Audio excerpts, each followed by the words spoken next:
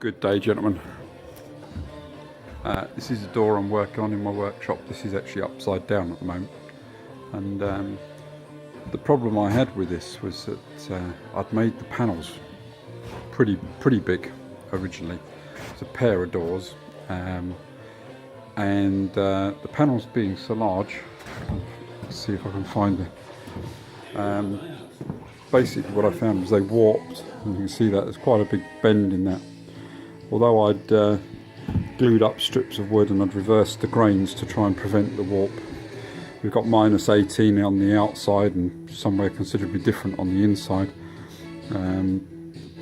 Plays havoc with the timber, so it all twisted up and distorted. And also, this isn't one of the bad ones, but they started to check on the ends here. So you're going to see light through them. In fact, one of the panels is completely split down the length in two different places. On one of them, I've only taken one door off at the moment. So what I've done, I've had to insert a new piece in the centre here and make this into two panels. And I've left them really thick and not done the scalloping out on them to make them raised panels.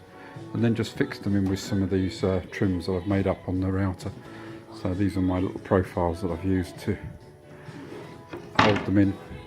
But getting this centerpiece in is a real pain. And this jointing system uses this scribe system that we cut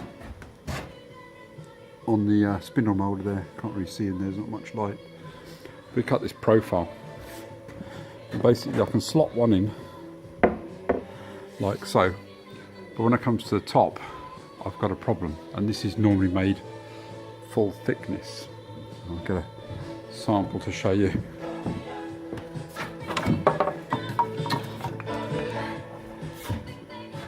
So this would be the normal scenario, and be slotting into this profile here. So what I'm having to do is make it into two halves. You can see I've made a piece half the width of the door, and then I've got a separate piece which I'll fit from the back, and I'll fit as a sandwich, glue them together where I've relieved this profile out here. This will just be square cut on the ends, and that will fit in. Then the panels, which are over here, these will just get slotted in to my new recess and held in with the trims, same as ones down the bottom there. And then I've got another one to do. And the bit that I never realised when I started doing woodwork was the fact that the wood comes basically as rough planks. So I don't know if I've got anything. So this is the timber. This is American white oak, and it just arrives like this, rough sawn. Oh, I've actually machined this, rough sawn, and you have to actually machine all of this. It all has to be jointed and straightened and then cut to width and turned into the thicknesses you want by slicing it, cutting it, gluing it. And this is what I'm making for the other side of the house at the moment.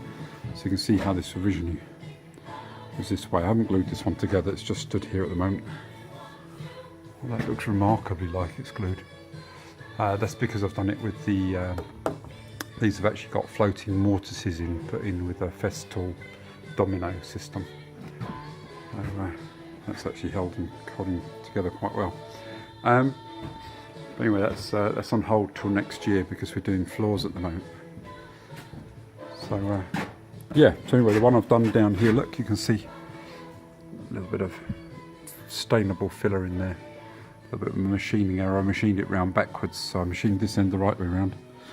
Put this through the machine upside down. So actually half of this piece behind it. Luckily the front face was still okay, and I was able to backfill the side with filler here and then remachine it. But once that's got a bit of stain on it, no one will ever know, as long as you guys don't tell them. So yeah.